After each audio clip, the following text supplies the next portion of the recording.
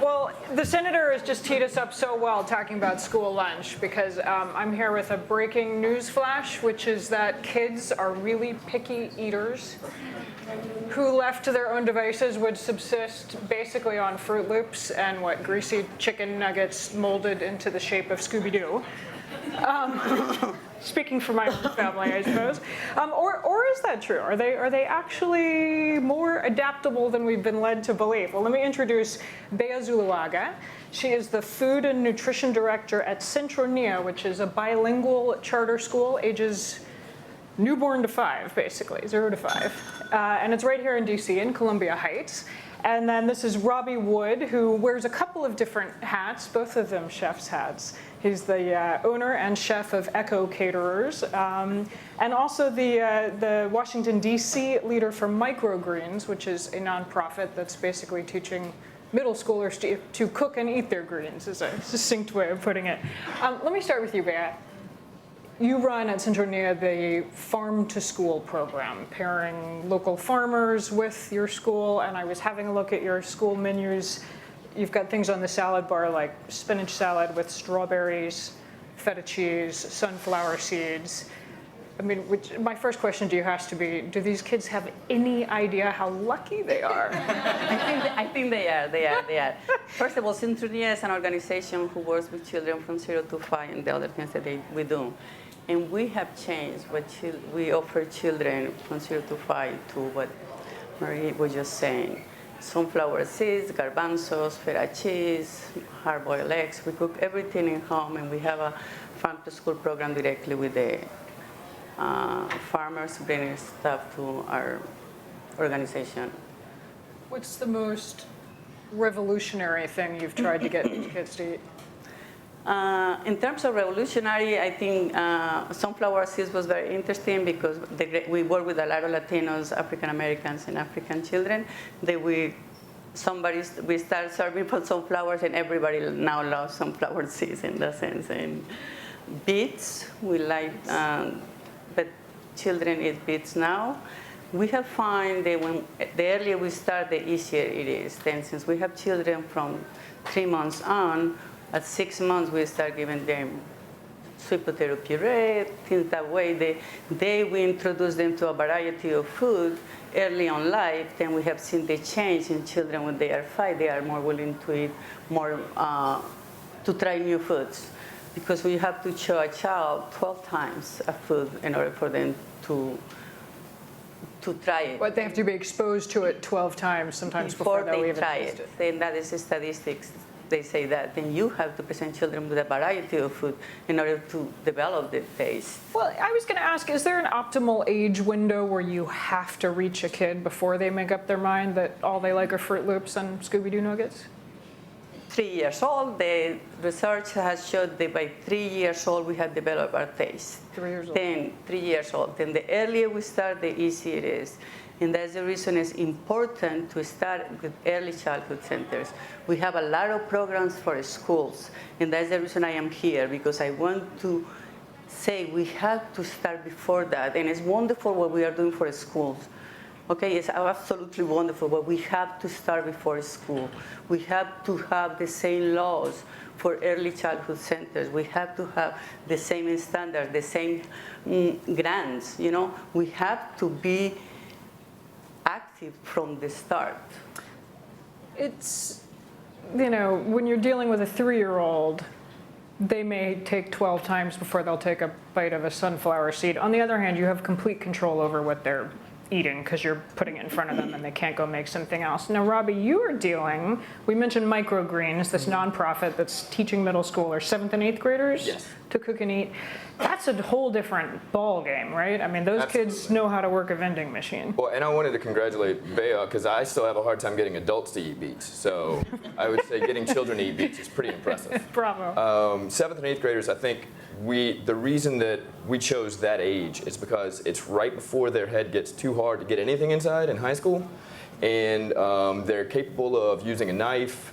They're capable of the motor skills necessary to really start to teach them how to cook for themselves. A little earlier is fine too, but we really feel like this is an age where they can acquire the skills to kind of do the fundamental things in the kitchen. We teach them how to cut onions and carrots and celery, and we teach them how to break down a chicken. There's nothing like a 12-year-old's face when they pull the giblets outside of a chicken for the first time. Does that encourage them to eat it or to run for the nuggets? Well, it's a little bit of both, depending on the child. Some of them relish it and treat it like it's science class, and others are squeamish at the beginning, and then they end up doing the best job because they're the ones that are kind of afraid of it and taking the most care in it. So the effects are different, but they're all positive. I was reading some of your menu. It looks fantastic. Some of the meals you're teaching them to cook are coffee crusted pork soup with rice and sweet potatoes, Italian pork ragu. I mean, this is beyond anything that we're serving at my house tonight. What's been the biggest hit? I think the chicken stir fry is probably the biggest hit. All the kids love soy sauce, and sriracha is such the in vogue ingredient. So we use those to season the stir fry, and it really gets the kids going. That's also at the end of the program, we do like an Iron Chef challenge where the kids actually compete against each other, and they do it based around that stir fry dish. And so I think that's been the biggest hit so far. They love the pork, but we also try to show them vegetarian alternatives to the pork and to the chicken, like chickpeas, and try to open their eyes to some of those things as well. And you were telling me right before we came onto stage about some of your work with Echo Cater, or your company. It's so important reaching kids this age to show them role models who are eating good food. By role models, I don't mean their parents. I mean, you feed some of the DC sports teams. Tell us about that. Yes, my company feeds the Washington Capitals and the Washington Wizards, as well as the Mystics. And so anytime I need the kids to settle down, I just ask them if they know who John Wall is, and then explain to them that I feed John Wall on a regular basis, and they pretty much listen to anything I have to say from then on. So. Does John Wall eat beets? John Wall, he doesn't eat gummy bears anymore, according to the Washington Post, so we'll take that. Okay. Take your triumphs where you can. It actually came out yesterday. So. We were just hearing from the senator about some of the efforts that are coming out of the federal government trying to support and encourage all of these efforts, to encourage kids to eat more healthily. There's the Healthy Hunger-Free Kids Act, which I'm sure y'all are familiar with, kicked in 3 years ago. Mandating that schools serve food with less fat, less sugar, less salt, more whole grains, all the things we know that kids should be eating, which is fabulous, except for the kids don't like any of it. The New York Times ran an article last month with the headline, "Why Students Hate School Lunches," and they're interviewing cafeteria workers across the country saying that kids, we feed them this healthy, low sodium, low sugar diet, and they walk it straight to the trash bin and head to 7-Eleven and buy a candy bar instead. What's going wrong with this effort? Lack of education. I know, and I think change takes time. Lack of education, but change takes time, and we need to give time to make the change. And definitely lack of the education of adults, we make the decisions, but definitely it's going to take time. But we have worked with a school, and in 5 years we make a change. They love drumsticks, and they like salads, and we serve quinoa and fish once a week, and vegetarian entry once a week. And we have proved that they have changed the taste. And one of the interesting things is the fifth grade students, and this is bilingual, say that one of the things that they like the most was the food in a school, because they have salad bars, because they have access to choose fresh fruit and vegetables. It makes a big difference when you give time. You cannot change overnight. When I started on this business, food was on the trash, it was chicken nuggets. Children were tired of that as well. You get tired of trash, you will. But you have to give children the opportunity to have new tastes, and it takes time. And it's very engraved in our bones. Food is very emotional. I wondered too, I have a 6th grader and a 4th grader at home, and they could not care less about the long-term impact of their diet on their health. They live in the moment, that's what kids do, and in the moment the cheeseburger looks really good. How do you overcome that? Well, Robbie? I think when I said education, it wasn't an indictment of schools, it was an indictment of our perspective on food today. So I think simple things like creating plush toys shaped like vegetables could be a start, and having 3-year-olds play with toys that look like vegetables. That's a beginning to a long-term education process. I think taking food to its proper place in society, as being celebrated and not being a sense of an entitlement that we should have conveniently in boxes wherever we go, is an important thing. Returning cooked food and cooking food to a place of societal importance is the education that needs to take place. And I think that starts in the home, and I think that starts in like she says, the pre-education, pre-kindergarten days. I don't think it's something that we can fix at middle school and high school, but it's got to be an overall perspective. How much do you worry about presentation? I mean, I ask at my kids' school, they cut out the milk, they cut out the juice, it's all gone. There was never any Coke, I don't think, or soft drinks. All they get is water, that's it.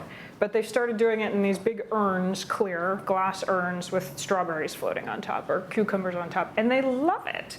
Mint day, like when it's the mint water day, that's a big thing. They're super excited. And it's just water, but we get as adults how important presentation is, and that gets lost so often with kids' food. Exactly, and I think that makes a big difference because it's also presentation and it smells. Food is very sensitive, and when you cook in schools, it makes such a big difference. You can smell the food when it's cooking. It attracts you, prepares you for that meal, right? Presentation is a main thing. When you have a salad bar that you have all these colors, the children can't take what they want. Looks is what you see is what you eat. Like 30% or 50% is what you see in your plate that tastes good to you. It's not what you taste. Then it's a very basic thing, and I think cooking in the schools make that easier because you also have more choices. When you have salad bar, you have choices, presentation, space. We say fun to tray. It's not fun to tray, it's to play, to make it look pretty, right? It's a plate, it's not a tray. Food is essential, and we have to take the time, present it well, and give time to eat as well, because it's another thing that we have in the schools that you have to eat so quick. Absolutely. We've been talking some about what kids eat. Let's talk about where they eat. There was a really fascinating experiment in San Francisco public schools in the last few years. They were cafeteria workers and administrators despairing in San Francisco. They realized that a lot of the kids who qualified for free or reduced price lunches weren't even bothering to eat them. And they tried switching the food around, and the kids were still taking them straight to the bin and dumping them out. And so they brought in a design company which came in and looked and said, the problem, yes, the food could be better, but the problem is actually that the lunchroom is gross, which for any of you who've been in a school cafeteria recently, that can be really grim, the bad lighting and long tables and, musty old trays and long lines, just, nothing attractive about it. And so this design company came in and said, look, if you make the lunchroom more appealing, the lunch becomes more appealing, and change the way it's served and change the way the tables are done. And they've so far seen good results. Does that speak to either of you, that the setting matters just as much as what they're eating? Oh, absolutely. That makes perfect sense to me. I mean, certain food chains didn't put in playgrounds for no reason. You have to make it comfortable for the kids. And I think our enjoyment of food is definitely dependent upon the environment. I mean, we go out to restaurants dependent upon how we like the ambiance, and we can enjoy a meal more or less based on the lighting, the music, and all of these subtle aspects of it. And I think kids are hypersensitive. They are far more sensitive than we are as adults. So to think that those factors don't weigh on them, it would be, I think, short-sighted. One of the things they tried at the school was to serve the younger kids at round tables instead of long ones, and dim sum style, so a cart that one of the kids is responsible for wheeling in, and then you take little plates off it. And I thought, that sounds so fun. And I like that. I think engagement's important. Something that the kids can be active in. Whether it's opening or peeling or whatever they can do, dipping their carrots in a sauce or whatever they can do to have them engaged in some fashion. Like the dim sum, I like the cart idea. In early childhood, we do family style. It's when the children serve themselves. And we just started a salad bar for 4 years old, and they are so happy because there's a salad bar. I mean, it's like, Is it like whoa. that tall? I mean, it's like, I would love to show you the pictures, but they are like, yeah. We're going to turn to questions in 1 minute, but I want to just follow up on this point. It was a really fascinating study in San Francisco, and the last point that I thought was interesting was, as they've looked at what works and what doesn't, one of the big things is treating kids as customers, the same way you would if they were showing up at your restaurant. Kids like to be empowered, more so, they like more choices as they get older, and that, it's easy to just plunk down the healthy thing and expect a kid to eat it, but if you're trying to figure out ways to teach them that this is a choice they would make when you're not there, you have to empower them, you have to treat them as a customer. It sounds like that's something you're trying. Yes, but when you give choices, you empower people, right? And you have a child, and I can choose lettuce or spinach or mix, and tomatoes or carrots. I mean, I don't have that. I think it's definitely, when you give choices, you are treating children like customers. And we do surveys, and we ask them what they like the best. Tuna is a big challenge, and we have 5 different ways to cook tuna to make it more appealing to them. How do you think about that with the middle school age kids who are, as we said, capable of cooking something with you and then going off and buying a Snickers on their own? Absolutely. Sometimes they act like they've already eaten 3 Snickers when I get there. But I think it's a great way to engage them. Like I said, engagement is so important, and I think giving them some sense of empowerment in that exchange certainly would go a long way. Some of them already like to cook at home and come in with, I cooked this last night, or I did this, and then some of them, I say, what did you eat that was healthy this week? And then it's like, I had an apple. And, so having that buy-in would be key. Okay. Questions? Out here. Yep, we'll bring the mic to you. Yes, sir, right here. David Fikes, Food Marketing Institute. Thank you for your presentation and engaging. My question is, we as a nation are confronted with the challenge to reduce food waste by 50% by 2030. And much of what you're suggesting almost inherently builds food waste, because as you're trying and putting things before kids that they have to experiment with and such, any tips on engaging their sensibilities and raising their consciousness about food waste? I would say start early. That's the reason I think it's so important to start early, and I think educate adults, because like the senator was saying, I think with food waste in this country starts at home a lot, and I think we have to educate. In getting to the local and paying more for food will make a difference, in the sense that when you pay more for something, you get more value. Like buying local, you sometimes pay a little bit more, but you are more connected to the farmer, and you are more aware of how you are not going to waste. I think that is one thing, that being local in that sense, then giving more value to food per se, when you take time to eat, when you are cooking, I think that will reduce waste, but there's a lot of education involved in that. But I mean, you described at the beginning, sometimes you have to put the sunflower seeds down 12 times before they will try them, and I think your point is, do you just throw away the sunflower seeds the first 12 times? No, because you put it in the salad bar, for example, you put a little bit, they don't have to take everything, they have to see it. I mean, like when we do family style, we'll put little bowls. Not all the children have to take it, but they have to see it. You know what I mean? It's not, and we have to be cautious of that. If you have choices, you don't have the same quantity of everything. You have less quantity, because they are going to choose. In that sense, it involves a little more planning and time, but I think it's just giving choices. I would say that trying to usher fresh foods into schools doesn't necessarily have to create more exposure. Entrepreneurs and the entrepreneurial spirit of today can certainly guide us in that. If we can capitalize food waste in a way that creates a market for it, like DC Central Kitchen, a wonderful nonprofit here that feeds local schools, takes and buys B-grade produce from farmers. So produce that they could not sell to a market or through their traditional outlets. So they're actually creating a market for non-market produce. So that's an example of an entrepreneurial spirit that creates a solution for food waste. Instead of what are we doing with it once it gets to the salad bar, how are we getting it to the salad bar can be a better question, I think. Okay, good way of framing it. One more. It was, yep, right here.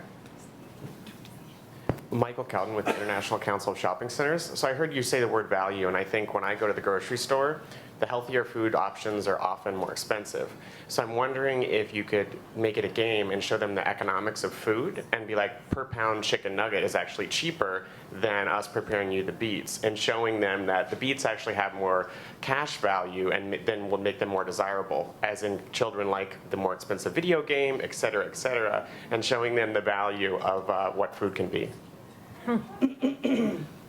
Thoughts? I mean, I work with early childhood, and I think that, and I want to emphasize that, because you cannot teach children after they have the habits. It's very hard, and it's very hard to compete with the food industry. It's going always to be very hard, and that is what we have to be mindful. We have to change a culture.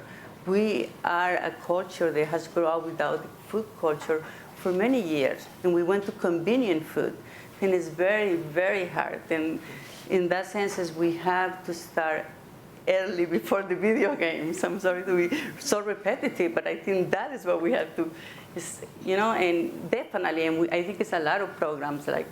I think we need to make a video game about food. Yeah. I think is what we need to do. And we also, the education that has to take place as far as finding the true value in food takes place with the parents right now. Because we have to be able to quantify the true cost of cheap food. And I don't think parents grasp that yet. I don't think we understand health implications well enough, implications on our planet, all of the different layers that truly make cheap food over a lifetime very, very expensive. Okay, great note to end on. Thank you. Robbie Wood, Zuluaga, thank you so much.